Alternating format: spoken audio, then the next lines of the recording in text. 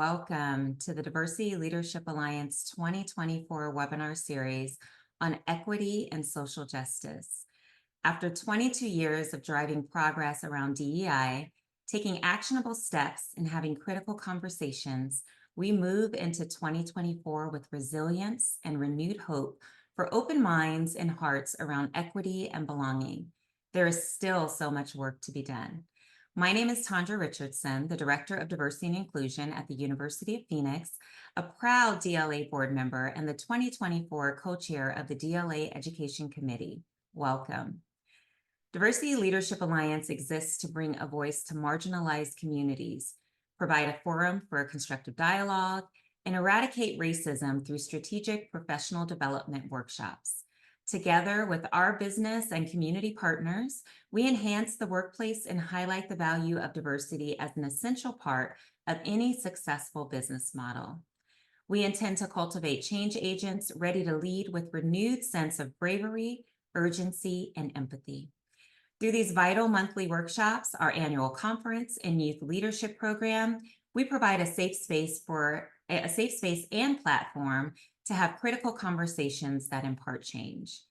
Now, before I get too far into the program, I wanted to take a few moments to welcome to the DLA family our new co-chair of our education committee, Ms. Jennifer Sanchez.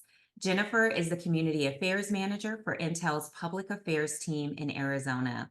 She is currently at an event for Intel. However, you all can look forward to meeting her in future workshops. Next, DLA recognizes that we are simply stewards of this great land that we occupy.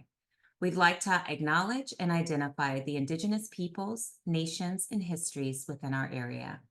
We acknowledge the Akimel O'odham, Peepash, and Yavapai. We acknowledge these people, their ancestors, their descendants, and the land itself. At DLA, we're all about progression, and we want our DLA community to know that we are working to move beyond just an acknowledgement, but into action for our Indigenous communities. Our first DLA workshop of the 2024 series explores crucial connection between diversity, equity, and inclusion principles and effective leadership. Now, before we begin, I just want to remind everyone that Diversity Leadership Alliance is a community education nonprofit organization. And as such, we want to ensure that our programs and events are inviting, respectful, and accessible to all. So we'd just like to take a few moments to remind everyone about our community roles of engagement. So I'll just highlight a few.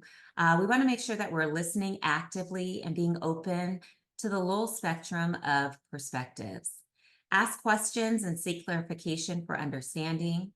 No one or two individuals should dominate a discussion, and make sure that you're approaching each other with kindness and with love. As a community space, we do reserve the right to remove you from the discussion if you become disruptive. As our speaker moves through his presentation today, please feel free to add your questions to the Q&A box at the bottom of your screen. Questions will be answered throughout the presentation and during a Q&A at the end of our workshop as time permits. Now, our first workshop of 2024 is an insightful and dynamic exploration of the critical connection between DEI and leadership. In today's rapidly evolving workplace, successful leaders recognize DEI's integral role in fostering innovation, employee engagement, and organizational success. This interactive webinar empowers leaders at all levels to understand, embrace, and leverage the imperative synergies needed between DEI and leadership. Participants will delve into practical frameworks that foster a workplace culture where diversity is not just celebrated, but becomes a driving force for an equity culture shift. Let's say that again. Diversity is not just celebrated, but becomes a driving force for an equity culture shift. I think we all need to remember that daily, but especially as we enter into the seasons of this year. Now, I am very excited to introduce you all to our dynamic speaker, who is no stranger to us here at DLA, Dr. Jeff McGee, the CEO of Cross-Cultural Dynamics. Dr. McGee is a consultant, professor, national speaker, podcast host, and published author of the nationally recognized book, One Human Race, 5 Stages to Empowering Transformative Change, and a thought leader in using an asset-based approach to understanding cross-cultural and leadership competencies. He's passionate about equipping leaders with strategies and approaches to lead tomorrow's organizations. He's studied and witnessed barriers between diverse groups where issues of trust, decision-making, and roles are misunderstood. Dr. McGee has successfully led many organizations through consultations that have positively impacted organizational culture, relationship building efforts, and strategic planning. Dr. McGee, welcome, and the floor is all yours. Thank you, Tondra. And good morning, everybody. It is good to see you all, and thank you for coming out today for today's session. So first, I just want to extend a thank you to Joanna. She's not on right now, but Joanna and Tondra, Ashley, and everyone at DLA does such a fantastic job at bringing together different speakers, different events. So I'm very excited to be a part of DLA, and as Tondra mentioned, just an ongoing friendship I've had with DLA for many, many years.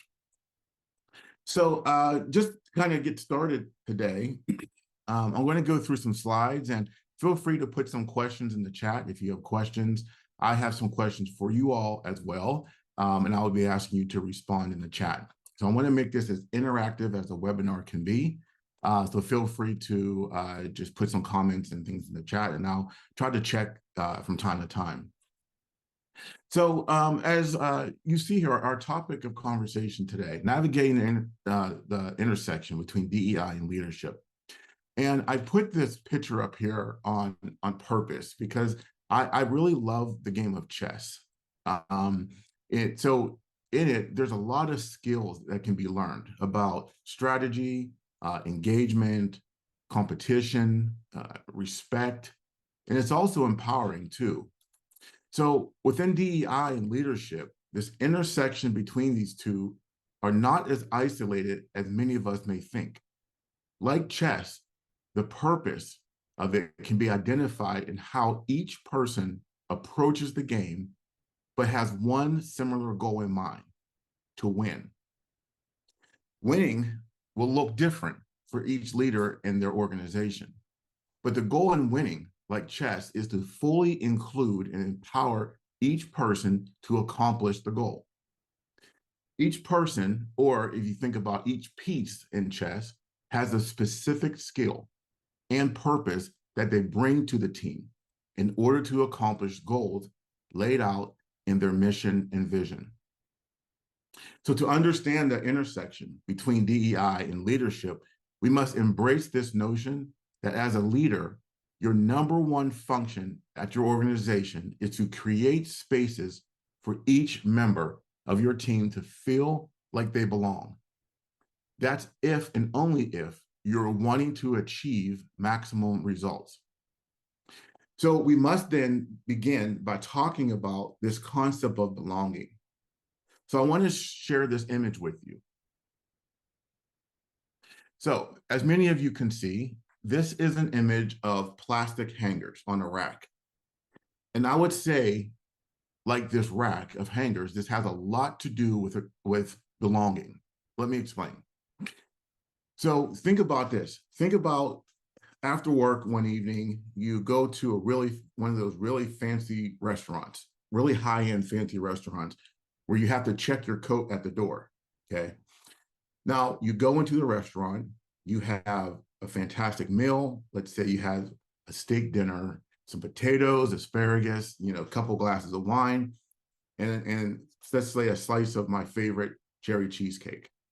Now, food has nothing to do with this. I just like talking about food, as you can probably tell. I like eating. But when you get to the restaurant, think about this. You check your coat at the door. So there's a person there, you hand them your coat, and they check your coat, you get a ticket, you go have this fancy meal, and then when you leave, you retrieve your coat and then exit the restaurant. Now, don't miss this. Just like you would check your coat at the counter at the restaurant, the question is, does your organizational culture implicitly or explicitly create coat racks for you? Does the organizational culture tell you or make an employee hang a part of their self at the door before they enter the workplace? Now, a part of yourself could be things like how you wear your hair, how you talk or the dialect, how you make decisions, how you dress, how you think, okay? How you think about your personality traits, like your sensitivities, your apprehensions, your levels of trust, things like that. Organizational culture tells us that when you come into a building or a virtual space, you must check certain parts of you at the code counter and ascribe to the culture that the leader has set forth. So I found this analogy between the coat rack to be very interesting. Think about this. One plastic hanger can hold between 7 to 10 pounds on average before it starts to crack. A metal hanger can hold between 20 to 25 pounds on average before it starts to crack and break. Sometimes we leave small portions of ourselves on plastic hangers when we go into an organization, and we can be okay with that for a short term. But then we have to put pieces of ourselves on metal hangers. Now we're leaving too much of ourselves at the door, and we start experiencing higher feelings of isolation, loneliness, anxiety, stress. And therefore, that's the reason why we see such high turnover rates, dropouts, people taking time off of work, sickness, things like that in our organizations. So this analogy of a coat rack is something I really like to share when we think about belonging. And as a leader, what are you telling people to hang at the door when they are walking in? So I want to pose a question for you to respond to in the chat. What is one thing that you are putting on the coat rack when you go into your workplace? Okay. What is just one thing you are putting on the coat rack when you go into your workplace?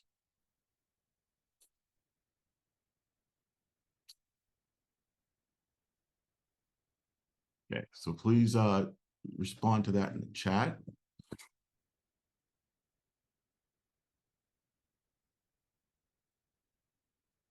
Thank you. Disability, I like that, Gina. It's good. Personal trauma. Yeah, my spiritual faith. Yes, that's good, Cheryl. It's good. Family. Issues from home. And these are your age. That's good, Sally Ann. Culture. My values. I like that, Lenore. That's good. Your appearance, personal, is your true self, Jennifer. Yes. Health issues, work face. So as you can see, I just asked you to put one thing on here. And if you had more time, I'm sure you can think of more things that you're being asked to put on your coat rack. And just by you putting one thing on there, I'm assuming, and this is just an assumption, that we're hanging this on this plastic coat rack. But if I give you time, I'm sure you can put enough on there that's going to fill a metal coat hanger, right? So as you're thinking about belonging and building this culture of belonging, we have to think about this coat rack and what you as a leader are asking people to hang up on this coat rack. Okay, so I'm going to go on and let's just go talk about I like to start at a baseline for DEI. So the importance of diversity. So diversity really leads to a wider range of perspectives, okay? Starting with a diverse leadership team. Okay? Now, when I say leadership team, that also includes the board of directors. So if you have a board, that's also included in your leadership team, okay? So many times I've seen where just the leadership team of the organization will be diverse, but the board is not, okay? It starts at the board, okay? Diversity encourages innovation, okay? That just means people from different backgrounds, different experiences can bring different things to the table. And that helps you as a team, as a group, think outside the box. Okay. It also promotes cultural competence. Okay. This is how we learn from one another. Okay. We're better equipped to understand and meet these needs, these diverse needs of our customer base. And it also drives better business results. It's very simple. Greater diversity consistently outperforms less diverse teams. Okay. Now, there's many, many research articles and journals and things like that, and results out there on the benefits of having diversity in the workplace. You can simply just do a quick Google search for these articles, and you could find a plethora of them that just shows the benefit of diversity within your organizations. Okay. So as you think about diversity, we talk about building an organizational culture of belonging. And I really like to talk about it in three steps here. So I'd like you to think of the word renewal. So renewal just simply means replacing or repairing something that's worn out or broken, okay? But the purpose of it is to restore it, okay? So renewal is replacing something that's broken with the purpose of restoring it. We do that by reimagining, reinventing, and reshaping. Okay.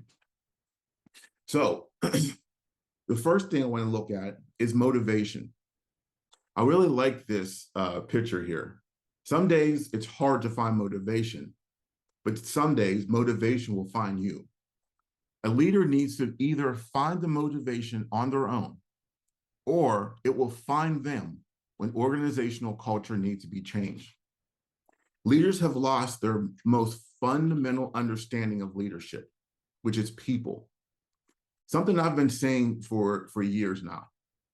When we think about leadership, you have to think about it in this context. Leaders don't lead organizations. They don't lead a department. They don't lead a program. They lead people, okay?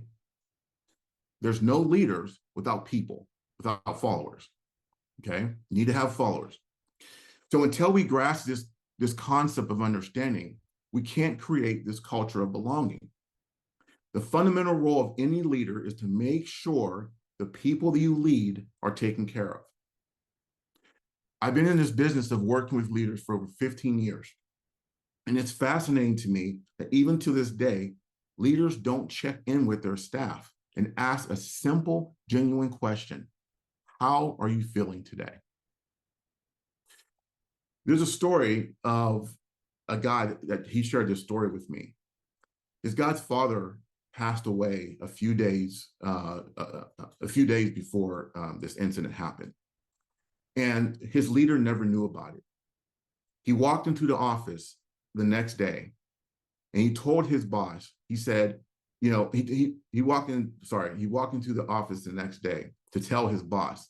Before he could say anything, his boss started talking to him about what he needs to do, what's going on with work. And then the boss simply turned and walked away. As this man was sharing the story with me, he told me he just stood there in tears. He just lost his father. But his leader was so focused on what was happening at the job that he didn't even check in with him by asking him a question, how are you feeling today? This disconnection that we have between leaders and our followers or employees has to change. We have to be connected. What's happening within our organizations is this: loneliness. Loneliness is not the absence of people, it's the absence of connections. This is why we need renewal. I'll share another personal story with you. Many people don't know this about me, but I was actually at one point a college dropout. When I first got out of high school and I went to college, I went to a university on the East Coast. And I went to a university, it was a rather large university. I didn't know anybody there. As I went through my freshman, sophomore, and junior years of school, I did not make any connections there. I didn't have anyone to talk to. I didn't join clubs. I didn't even know there was clubs. I didn't even have a counselor, a guidance counselor, or someone to talk to even about my classes. I was just picking classes at random. I didn't know what I was doing. I eventually dropped out of college. As I look back on that time in my life, I look back and I can sum it up to say, I did not feel like I belonged. I was lonely. Okay. There was no connection for me there. Social media and the internet has given us this false sense of belonging as well. But it's disconnection from real relationships. And that's what anchors us and provides this sense of belonging. Let me show you a few statistics here. So when you look at this graphic here, and so this is for age group, and I'm sorry I got cut off there at the bottom. But you can see the percentage as you get older, the percentage of loneliness decreases. But look at between the ages of 18 and 29, 40% that was surveyed in 2022 said they experienced workplace loneliness. Okay. The next slide, let's look at from gender. As you can see, the percentage goes up. You have men, women, non-binary, transgender goes up. I was actually speaking with a person that just started becoming transgender last year. So I spoke with him yesterday, actually, and he had a chance to share his story with me and some statistics that he has found. And as he was sharing these statistics, I shared this one with him about workplace loneliness. About 30% transgender people experience this in the workplace. And he was sharing with me even higher percentages of the lack of connection that transgender people have in his story as well. So workplace loneliness is real. We can look at it from a gender perspective. We also can look at it from a race and ethnicity perspective, okay? Where you can see here how Black people have experienced more workplace loneliness than any other race, okay?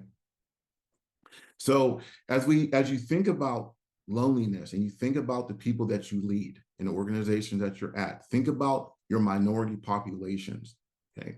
This is a part of building this culture of belonging to make sure everyone feels included. To feel this sense of belonging is also to feel accepted, to feel seen, to be heard, to feel included with the group. It's this feeling of oneself that's important, that's an important part of culture, okay?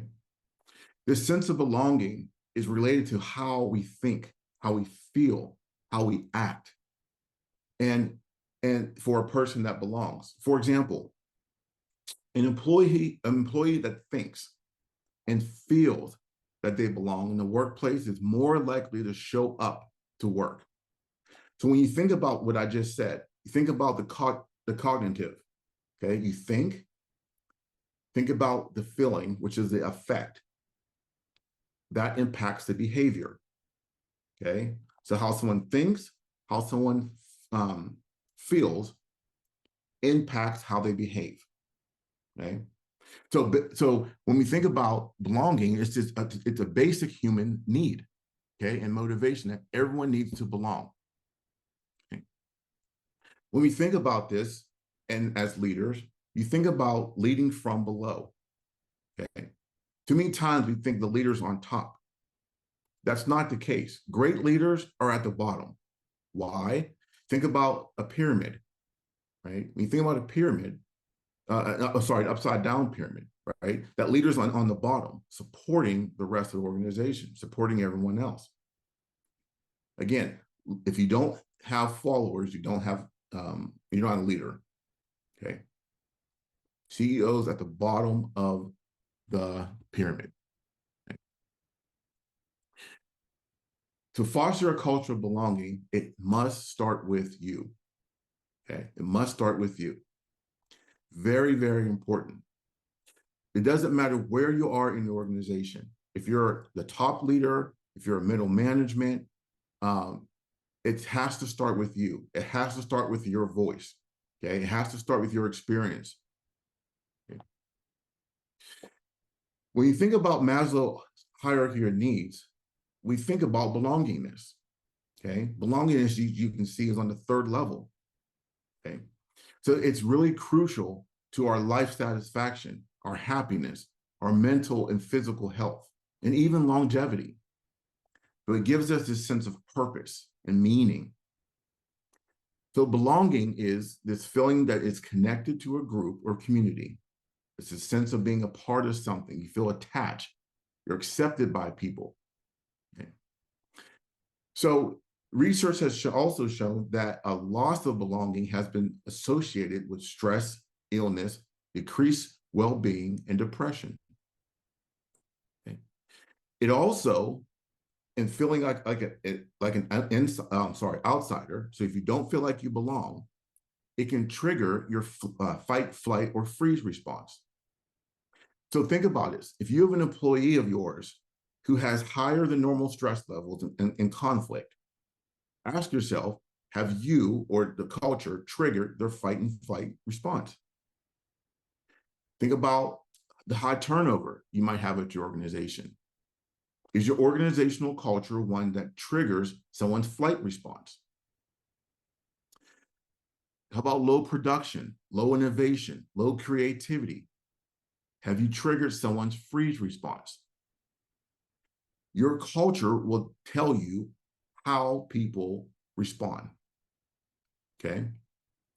So because your culture has made them, check their coats at the door, we have to think about how do we start taking things back off this coat rack. They can't be a part of a culture if it's not there. You as a leader have to build this culture. Okay. All right, I'm going to pause real quick. Is there any questions right now? Any questions so far? Okay, you can just put it in the chat. We haven't received any questions. There was a question about being able to utilize your coat rack analogy and how to cite that when they share it. Oh, yes, they can. Yes, it can be used. Yeah, that's fine. Thank you. Okay. I put up a picture here of my favorite place on earth. And I hope a lot of you will share in my sentiments. I love Disney World. I love going there. I can spend probably the rest of my life there. The reason why I put this here is because when I think about Disney World, I think about the idea of reimagining. Okay, reimagining. Their slogan, Disney's slogan is, it's a place where dreams come true. Okay, it's a place where you can just go and be there and just dream whatever you want to dream, right? When I think about this, I think about this concept of learning and how we learn and how we expand our minds. Okay. One of the things we think about when we say expand our mind and relearn is change. For change to happen, we must think differently. We must learn differently, which makes us behave differently. Okay. Think about this example. When you have a new employee that is introduced to the organization, ask yourself this question. Are you introducing them to the processes, or are you introducing them to the group? Most of the time, belonging happens at a much later time, once the employee has proven themselves to be successful in the process. But what if we switched our thinking? What if we introduced them to the group first? Made sure they felt like they belonged first. Ensured that they felt a sense of belonging, inclusivity first, and then evaluated the processes that they were hired to do the job. Okay.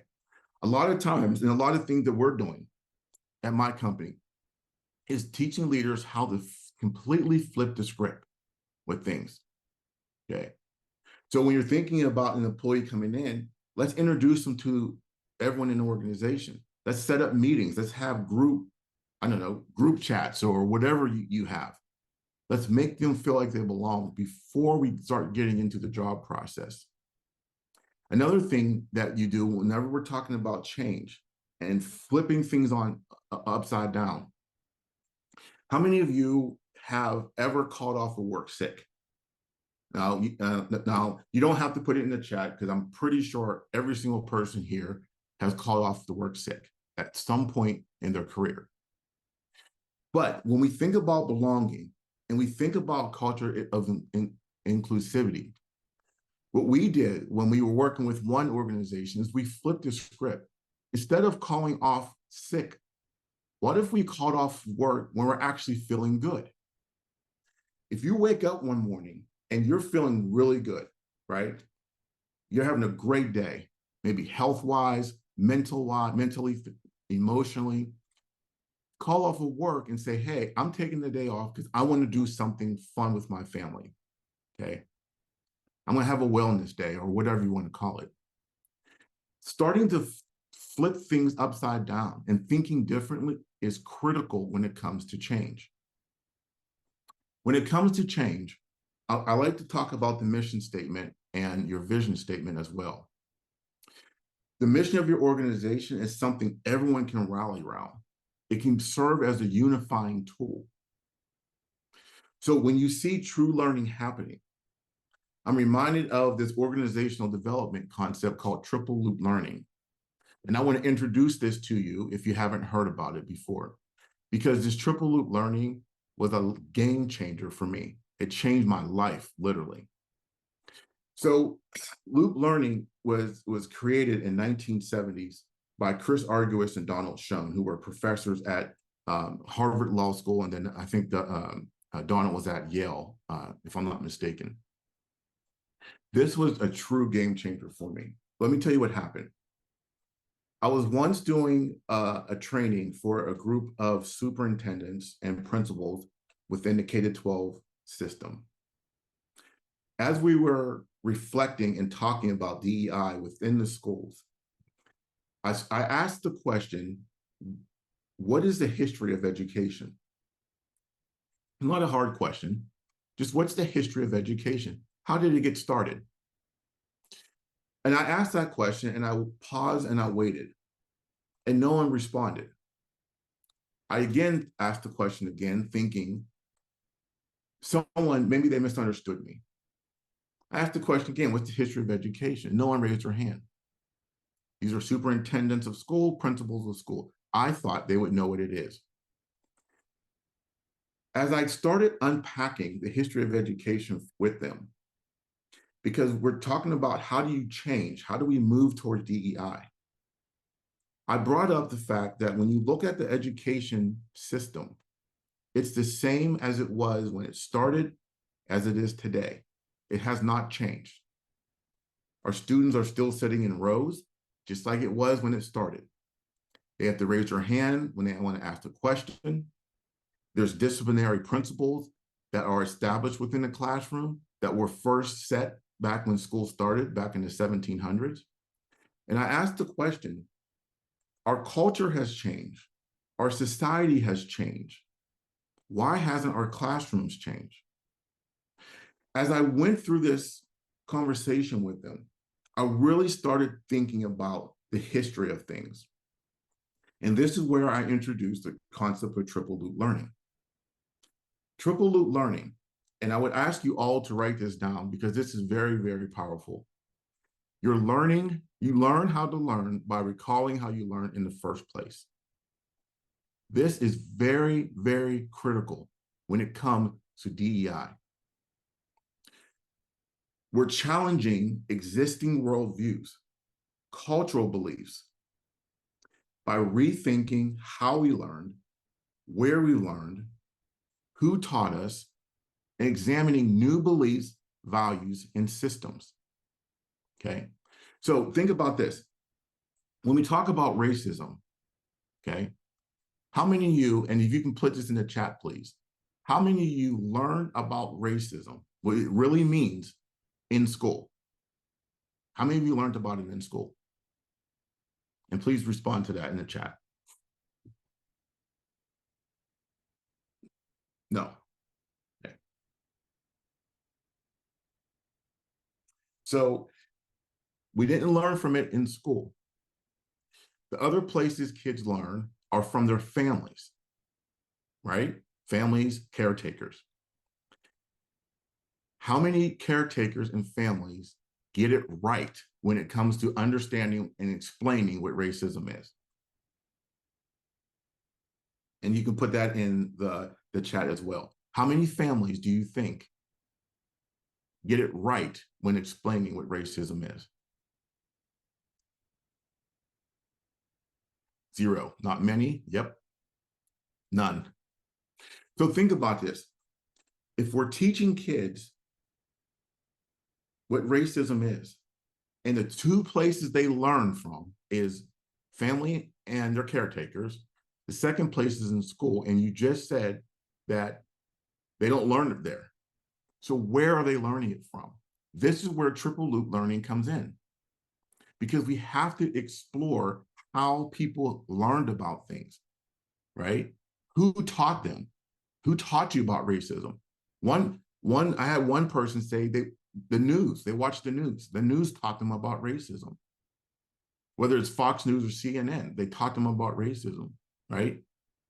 So we have to question this. We have to think about this. So with triple loop learning, we get to explore new ways of learning, thinking, and behaving so we can produce new outcome. This is the excitement behind triple loop learning. Right now, and I know pretty much all you've heard the word woke before, right? Whenever you talk about DEI and racial justice and things like that, people will say, "Oh, you're just trying to make me woke."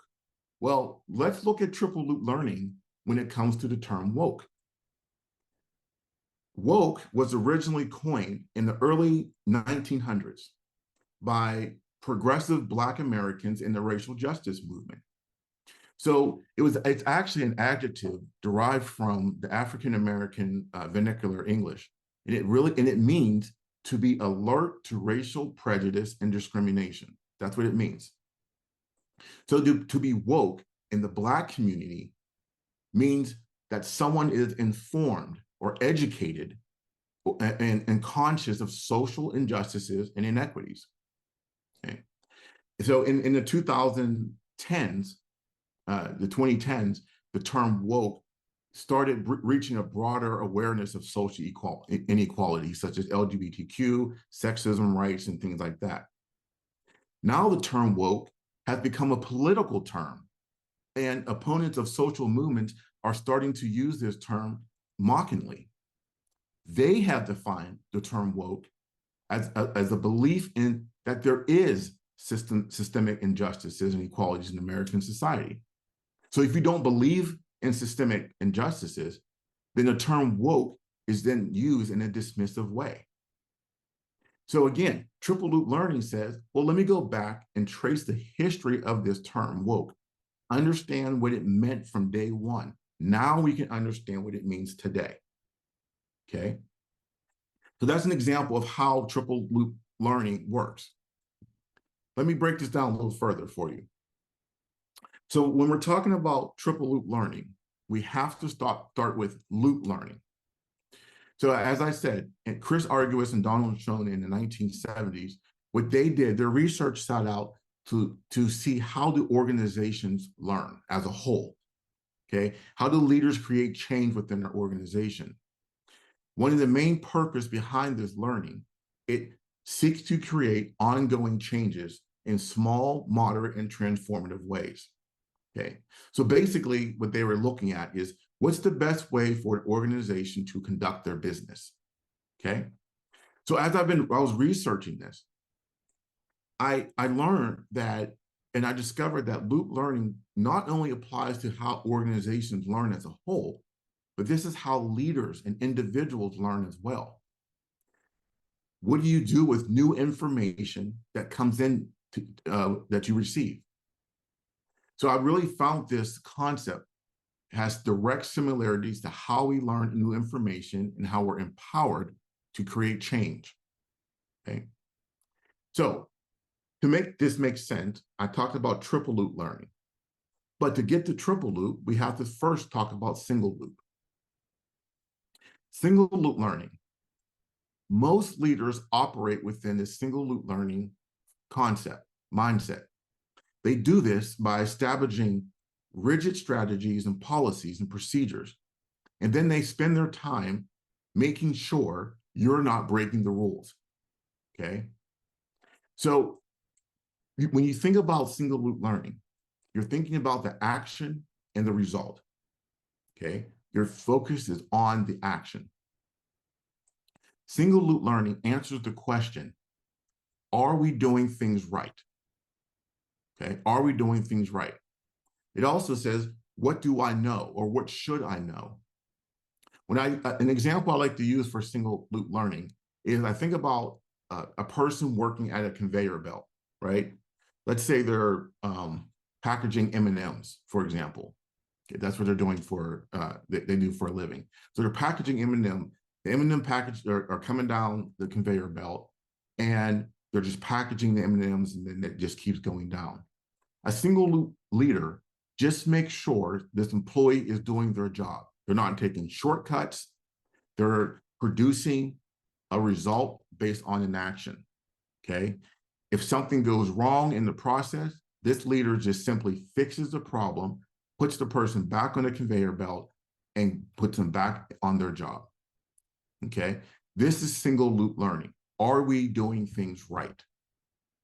Okay. Double loop learning. Double loop learning answers the question, are we doing the right things? So here, we're focusing on the assumptions. Here, we're focusing on learning about learning and changing the rules. Okay. So this type of learning is necessary because it helps us with the most complex problems. We'll correct or change the underlying causes of the problem. Here, leaders are learning new ways of thinking that impact their behavior, and then they reflect on their learning. They're focusing on the frame within their actions. Here, they're asking questions like, how do I test it? How do I know it works? Okay. But the bigger question is, am I doing the right things? Double loop learning will lead to a deepened understanding of our assumptions. And it really helps us make better decisions in our everyday operations. So basically, double loop learning requires 3 skills: self-awareness, honesty, and taking responsibility. Okay, I'll repeat that. Self-awareness, honesty, and taking responsibility.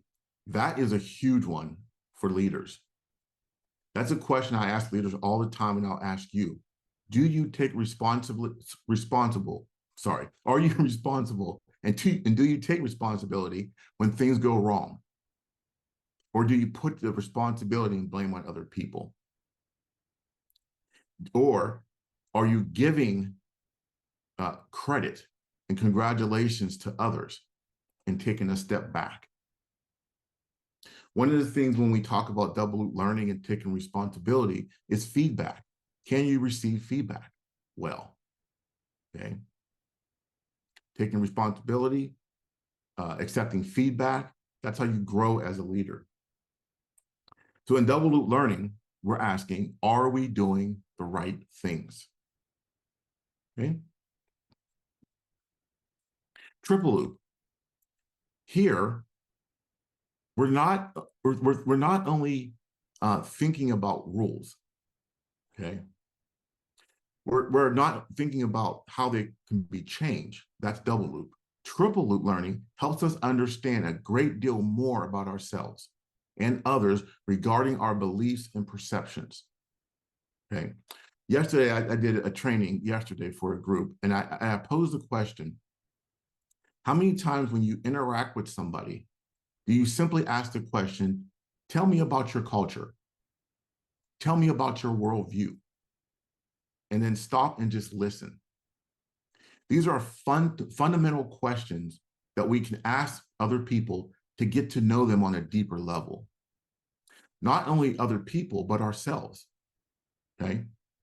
So instead of thinking strategically or trying to optimize responsibilities and things like that, ask yourself more fundamental questions. What's my purpose? That's a question many of us can spend, weeks or months on. What's my purpose? Who am I becoming? Who do I want to become? Okay. You'll come up with unique answers to some of these questions. And I'll repeat those. What's my purpose? Who am I becoming? Who do I want to become? How many of you, this is a rhetorical question at this point, how many of you take time to think about this as a leader? Okay. I challenge you all to do this. Okay. So all in all, it can be said that with triple loop learning, it really focuses on the ability to utilize both single and double loop learning. And it challenges existing learning frameworks, as well as models and assumptions. Okay. So this learning goes beyond insight and patterns, and it goes into context. Remember, triple loop learning is saying, how do we decide what's right? Let me share a story with you about triple loop learning and what I did. Several years ago, when I first started my consulting practice, I was asked to speak to a group of men on the topic of white privilege. And I remember whenever the gentleman came and approached me and asked me to speak, I said, yes, but I also wanted to know the context. I wanted to know who I'm speaking to, kind of the logistics of the room, how many people, all that stuff. And as he explained it to me, he said, it's about 30 men from a group that they had formed. They were all most of them were retired, and they were very high end. They're very wealthy men. And they were all white, is what he explained to me. So as I said yes, and I said, okay, I went back and started preparing for my discussion with these men and explaining to them what white privilege is. I put together a long PowerPoint, probably about 20, 25 slides, I would say. And about the day before I went to present to them, I had a change of heart. I started thinking about triple loop learning. And I started thinking, it's not about what I tell them, it's about what they already know. Remember, with triple loop learning, who taught you? Where did you learn this information from? So then I took my PowerPoint from 20-something slides down to 3. I had an opening slide with my name, my contact information, and then the end slide was a goodbye, thank you, and another slide with my information. The second slide, all it said was, where did you learn about white privilege? That was the only thing it said on that slide. As I went in to present, and I presented the slides, and on the second slide, they read that, and I just sat there and I didn't say anything. I was waiting for a response. It was an awkward 30 seconds to a minute of silence. I asked it again. Where did you learn about white privilege? One gentleman raised his hand, and he admittedly said, I learned it off of Fox News. That's what he said. Another gentleman raised his hand, and he responded. 30 minutes later, they're having conversation amongst each other about where they learned about white privilege and what is it. After they were done, or towards the end, one of the gentlemen said, hey, we don't know what white privilege is. We're not on the same page. They asked me, what is it? By that time, I was able to tell them what it is. Their defenses were lowered, and they were able to receive the information I was giving them. I used a triple loop learning framework by asking them the question, where did they learn about white privilege? Just like I asked you, where do children learn about racism? Okay, they don't learn it at school and they don't learn it at home. Okay, unless they learn how to be racist at home, as someone said in the chat. So we have to find out where people are learning this information from. With triple loop learning, if you can write this down too, everything has a history. What is it? Everything has a history. What is it? If you are a DEI trainer or facilitator on this call, that is a question you can pose and use in your training. Because what you want to know is where people are learning this information from. Because we're not all aligned on the same page. That's why it's really important to have definitions that, for example, definition of racism that everyone can agree to, okay? So everything has a history. What is it? So no matter if you're talking to people in the education sector, the justice system, the government, nonprofit, businesses, what is the history of X? That is the start. Okay. Okay. So any questions on triple loop learning? Anything that you want to ask at this time, just throw it in the chat and then we'll get to your questions. But I really like this triple loop learning, and I'll be honest with you, I studied this for many, many years, and I'm still learning more and more about this triple loop learning concept because it's really, really powerful. I'm actually writing a book on it, and I'm almost finished with the book, should be finished next month with the book on this concept of triple loop learning, because it is truly a game changer for leaders.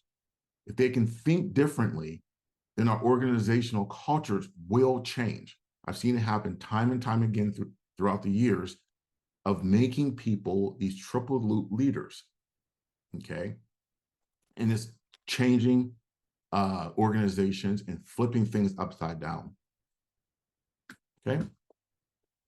All right. So reinvent is the next one. To reinvent, just the dictionary defines it as to change something that is entirely new. So we need to reinvent leaders to inform new decisions. Here's a question I want to pose to you, if you can put this in the chat. How many leaders actually learn about leadership, or sorry, how many leaders learn how to be a leader academically? Okay, so how many leaders do you think took leadership courses or classes or a certificate to learn the fundamentals of leadership? How many leaders do you think? Not many. Yes, few. And these are the correct responses. Think about this. Think about how many people are in leadership positions. Okay, how many people are in leadership positions that never took a leadership course, leadership class, studied leadership, but yet they're leaders, right? We promote people based on their soft skills, okay? Based on their soft skills. Sorry, based on their hard skills. Sorry, that's what I meant to say. We promote them based on their hard skills. So think about someone in real estate, for example. A real estate agent becomes a leader because they sold the most houses, right? A sales manager at a car dealership became a sales manager because they sold the most cars. People rarely get promoted and assume leadership positions because of how they treat people, okay? Their numbers might be low, but they sure know how to treat people, but they get overlooked. So when we're saying we're reinventing leaders, we're going to be focusing on these soft skills, focusing on the soft skills, not just the hard skills. Okay. So when we're developing these triple loop leaders, I like to use this as a guide. Okay. Now, this is not a step-by-step stage. This is more just to give you an oversight of how we can start developing triple loop leaders.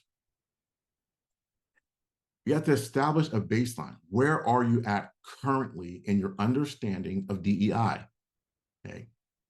Some people and some leaders, and it's okay, they don't know what DEI means, and that's okay. We have to have a baseline. We have to start somewhere, okay? And a survey or interview, something like that, is a very useful tool to establish a baseline of where a leader currently is in their understanding of DEI concepts. We can set expectations, okay? So we want to align learning objectives and expected behaviors for this leader, provide education, provide training for this leader, okay? And let me say something about training. I need to pause here and say something about training. Training with DEI does not work isolated. If you're a leader out there, do not just have a 2-hour or 4-hour training for your team and that's it. All you're doing is checking a box. Standalone trainings do not move the needle for change. They can open awareness. They can bring about a little bit of understanding, but it does not move the needle for change. How many people, and including myself, have attended a training, I don't care what the training is, and you walk out of that training remembering almost everything that was taught? I will be the first to admit, I do not remember everything that was taught. We retain maybe 5–10% max of what is taught in the training. After that, as the day goes on, that percentage goes lower and lower and lower, okay? So when we talk about training, it's a part of becoming a triple loop leader, okay? As we move on to self-reflection, very, very important. And I asked that before. How many leaders take time to ask yourself these questions? Who am I becoming? What's my purpose? What am I here for, right?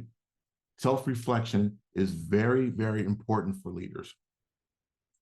You can go through different scenarios. Practice your DEI skills, okay?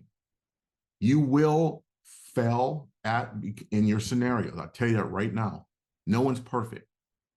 As you're going through these simulations, as you're thinking about practicing your DEI skills, you will say the wrong thing. You will do the wrong thing, and that's okay. Having a heart of learning happens when we're failing, right? To become successful, there has to be some level of failure, right? I think we all know that. And now we're developing action plans, and then we're doing some follow-up on these conversations, right? Okay. So as we're developing and we're thinking about triple loop leaders, we're really talking about how can we get people to rethink, relearn information, okay? I like this quote by Carl Sagan, and I wanted to share it with you all. When I talk to managers, I get the feeling they're important. When I talk to leaders, I get the feeling that I'm important. I really, really like this quote. So again, leaders, we are trying to make people feel important, okay? It's not about us, it's about them, all right?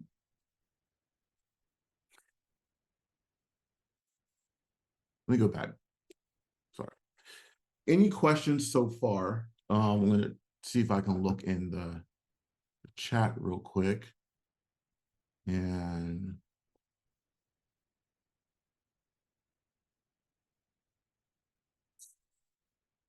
I missed anything? I have some messages, but I'll respond to those in a little bit. So here's a question. What would a survey look like to gauge current understanding of DEI concepts? Oh, that's a good question. So one thing when we're talking about DEI concepts, and especially within belonging, okay, the one true way to gauge and understand a current understanding of belonging is to ask poignant questions of how someone feels at an organization. Now, you can go online and you can probably find a ton of questions on that, but a survey is the best way to gauge how someone feels. okay? Survey meaning you can do it one-on-one interview. You can do a questionnaire so they can fill it out. You don't want to look at it from a quantitative way. It's really hard to gauge it that way. I personally, that's my personal belief. I don't like using what's it called, the Likert scale, sorry. The Likert scale, strongly agree, strongly disagree, X, Y, and Z. I really don't like that. I like to hear from people. I like people to say, this is how I feel. This is how I respond to this question. This is how the leader makes me feel. This is where I can go, things like that. So I really that's a great question, but that's how I would survey people. Great question. So the book I was talking about, I'm actually writing the book. I don't have a title for it yet, but I will send it out to the folks at DLA whenever I have all that information. Okay, so creating a culture of belonging. I just wanted to share this slide with you here. Create an inviting and safe space. How do you do that? Well, you do that. Remember, we talked about probably the third slide in. You create a diverse team around you and just ask the question, what do you need to feel safe? And from that question, you'll get a lot of responses. And you'll be able to come up with a list of what people need to feel safe. Okay, that's probably the easiest and the best way to do it because you're getting some good information from a diverse group. Embrace storytelling. This is one of my favorite things to do, is to hear stories, to listen to experiences. This is how we learn. Okay, when we get into groups, especially when I'm doing trainings in person, and it's easier to do it in person. But I like for people to get into small groups and just take time to share their personal story. Where are you from? Tell me a little bit about your family culture, right? This is how we start learning and growing within our DEI, especially as a leader. This is a very good way to learn more about your staff, and you can incorporate that into your organizational culture. Celebrate each person. That's important too. You want to make sure everyone feels like they belong, right? So in order to do that, you need to celebrate each person, okay? Build community in the workspace. I really like this one because I want you to think outside the box, okay? One good way to do that with your diverse team around you is to ask that question, how do we build community? And think about all the innovative ideas that will come out of that, okay?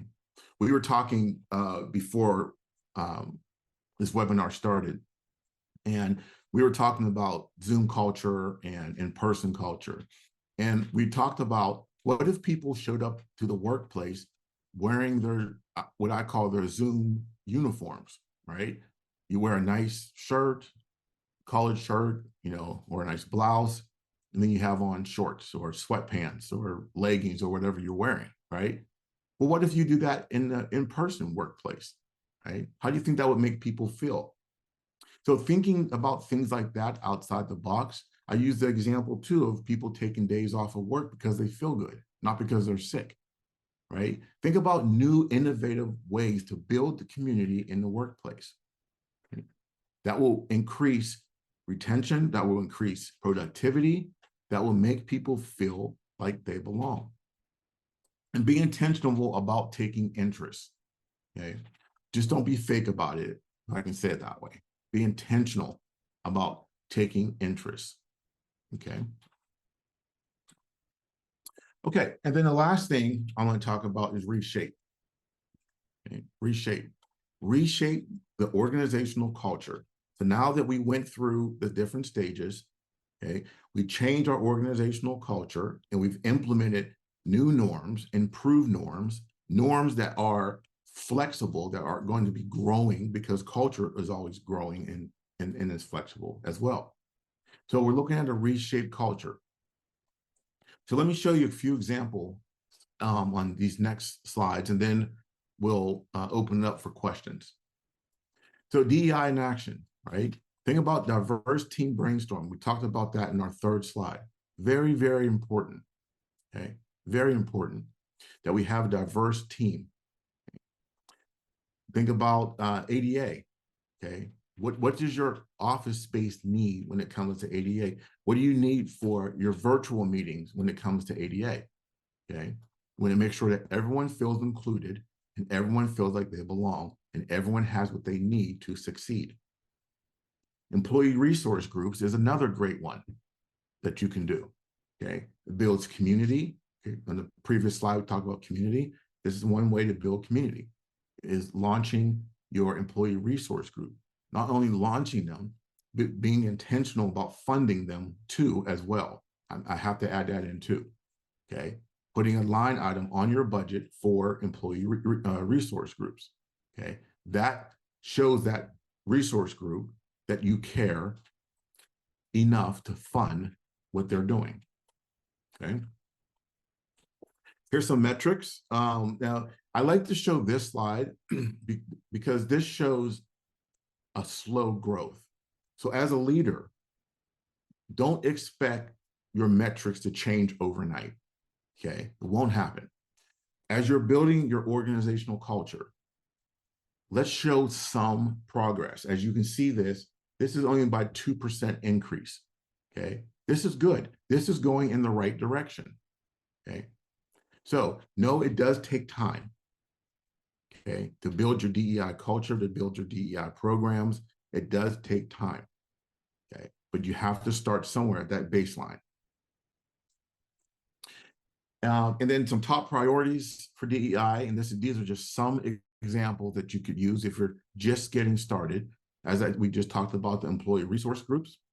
We can talk about leadership representation as well. Again, diversity starts at the board and throughout the entire organization. Hiring practices, look at your hiring practices, okay? How are you hiring a diverse group? How are you retaining them? And how are you growing that group? Education and training. Again, training will not change organizational culture alone, okay? It needs to be a part of the whole experience of establishing a DEI culture. Okay, so again, these are just a few examples of what you could do and look at some DEI priorities if you need a start. Okay. Okay, so I will end on this slide here, and then we'll open up for questions. I put my contact information on here. If you need to reach out, you can shoot me an email. You can connect with me on LinkedIn as well. I love to talk to people. I love meeting new people. I love hearing experiences. So feel free to reach out to me with any questions or concerns or anything that you might have, or you just want to connect. If you're local, want to grab a coffee or lunch or something, I'm definitely open to that as well. So just reach out, and thank you all for your time. And please share your questions in the Q&A box. And thank you. And I'll turn it back over to Tandra. Thank you, Dr. McGee. That was great. Right now, we only have one question, so please feel free to share those questions in the Q&A. We're asking, well, we have one here asking if they can get the slide deck, if the slides will be shared. Yes, I can share some of the slide decks. I can share some of them. Okay. Yeah. And another question we had here is, I have found people are so resistant to change. How do we address this and remind them change is inevitable and necessary? Great question. I would answer it like this, and think about the triple loop learning we talk about. I would ask them why they are resistant to change. Okay. A lot of times I've learned that people can answer their own questions if we ask them the right question, right? People are resistant to change because maybe they had an experience in the past, or when we talked about the single loop learner, that is an indication of a person that is resistant to change, okay? Single loop learners say this is how things have always been, or this is how we've always done this, that is a strong indication that that person is a single loop learner. So to move them into a more triple loop learner framework or mentality, start asking some of these questions, like, why are you resistant to change? And then let them talk, and then they will actually answer the question for you at that time. But yeah, that's one indication. This is how we've always done things in the past. Thank you. Another question we have here is, can you recommend any baseline trainings for a large organization? Yes. So for a baseline training, I would just start with, what is DEI? What is it? Why is everyone talking about it? Just start there. Start defining these terms. What is diversity? What is equity? What is inclusion? Another baseline training you can talk about is culture. I found that to be really insightful and helpful for people to learn what culture is. Because if you just ask someone, what is culture? They will probably struggle with defining what that is. So if you can help them define just what culture is, and then have them start talking about what their culture is, that's a really good baseline training to start with a large organization. Great. Any reading recommendations for triple loop learning? Yes. And I think Sue sent that out. Sue, if you could shoot me an email, I can send you a couple links on some articles that you could look up for triple loop learning. Okay. Another question about triple loop learning. Does triple loop learning address cultural humility among leaders and staff? And can you speak to this concept? It's a great question. Great question. Triple loop learning can address cultural humility. I would be more intentional about cultural humility. One of the things that I typically do before I introduce the concept of triple loop learning in whether it's in person or virtual, I normally will talk about the emptying your suitcase at the door analogy. To come in with an open mind. I say you're going to hear some things that you've never heard of before. Come in with an open mind, and come in with a learning attitude. That will help with the triple loop learning concept and framework. So that's a great question, though. And that is it for our questions. Does anyone else have any more? We're a little early, so we have plenty of time. If you have any questions or comments that you'd like to share, just asking if you use the Q&A box so that we don't overlook them.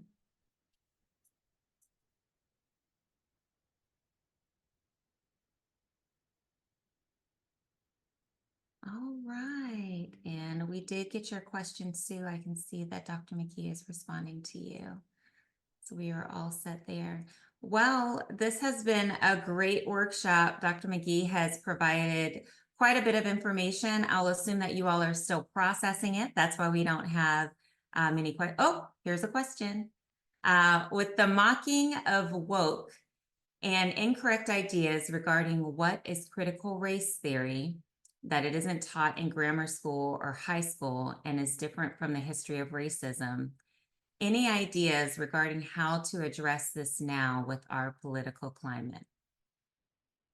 That's a good one. You're muted. Let me kind of process this. It's a really good question.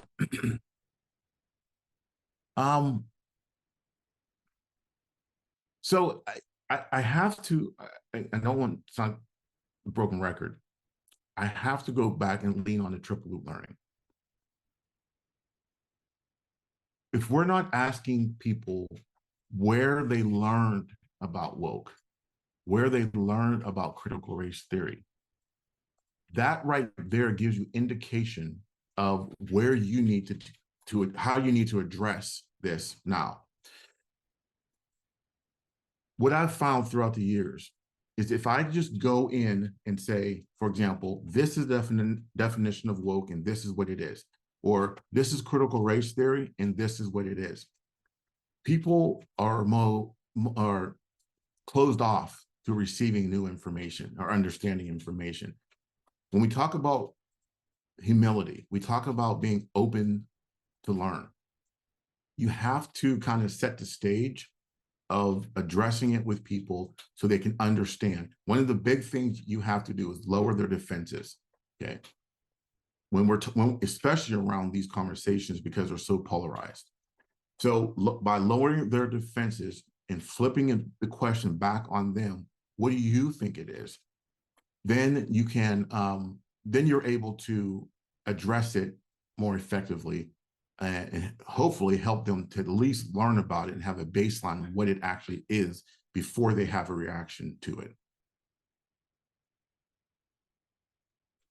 That was a really good question. That's how I've been handling a lot of these polarizing conversations. That is really good. And the concept of having people lower their defenses is really important, because it's kind of like that seeking to understand, right? How many people are actually going to be listening to really understand, or are they going to be prepared with their defense for what you're saying without really listening? Yeah, and again, when we talk about it from a triple loop learning framework, you're asking them where they learned about it, and 99% of the time, where they learn about it is an incorrect, is a place that's not giving the true definition of something, or a true understanding, or a true experience of something. So we have to find that out first before we can start addressing it, and as we're having these conversations. Another question here is, I can see how the theory is a framework for the foundation of cultural understanding. Would you say that triple loop learning also fosters cultural competence? Oh, yes, that's a good one. Absolutely. Absolutely.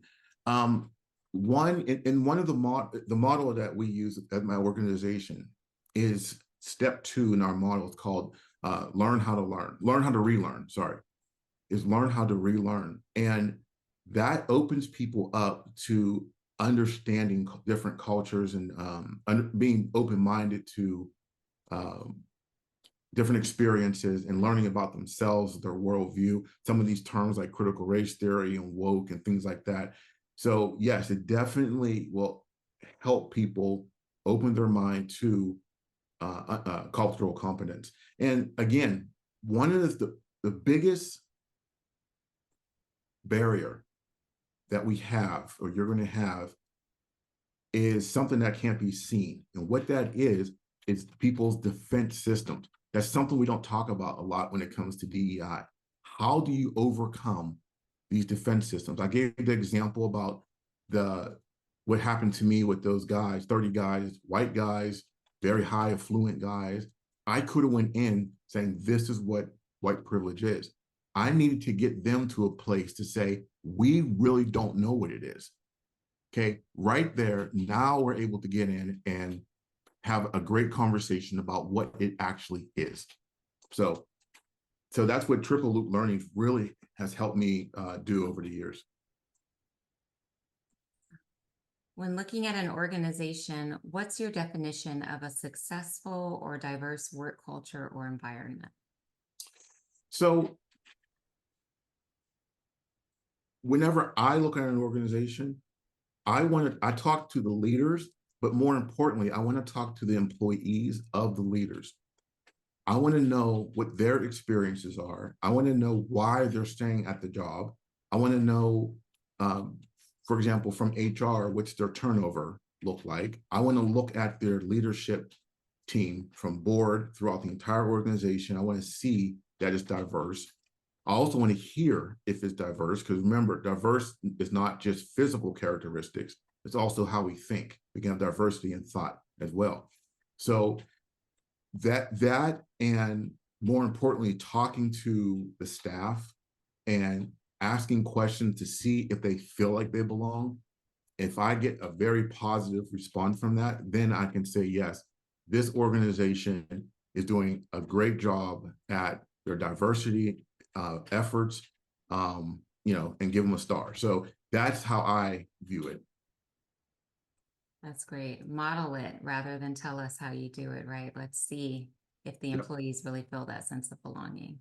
And that's why I give pushback, and I hope I didn't offend anybody when I said trainings by themselves don't work. So if you just do, a 4-hour DEI training, but then we go in, a month later and assess the staff, and they're all, they're saying things like, we don't feel like we belong, we don't like our DEI measure. And like, that's why these trainings, one-off trainings, don't work at these organizations. I agree with that. Many years ago, I attended a professional development course with my employer, and the title of it, I'll never forget, was Death by Meetings. And when we went in, they would talk about how we have all of these meetings. This was many years ago, so this is pre-pandemic. Now, I think it's gotten worse. Once we moved into these virtual environments, our calendars are jam-packed with meetings. You don't even have time to process what you've learned.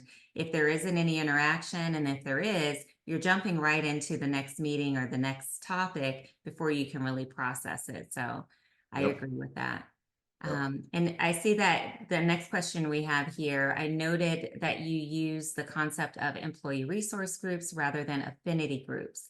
In light of the political resistance to DEI, should organizations be more conscious in the creation of resource groups? Yeah, I think I always let the organizations really decide what they would like it to be called, whether it's employee resource groups or affinity groups. Um, from my own personal opinion on that, I really think that we need to, as long as it's accomplishing the objectives for that is set out to accomplish when we think about whether it's employee resource group or affinity groups, as long as those objectives are set in the same, I would say it's really up to them how they feel like they want to call it, because they're depending on really what state you work in or even what city you work in, they're going to they'll be either for it or against it. So it really depends on that organization. But as long as they have something there as a resource group for minority populations and minority employees, to me, I'm okay with that.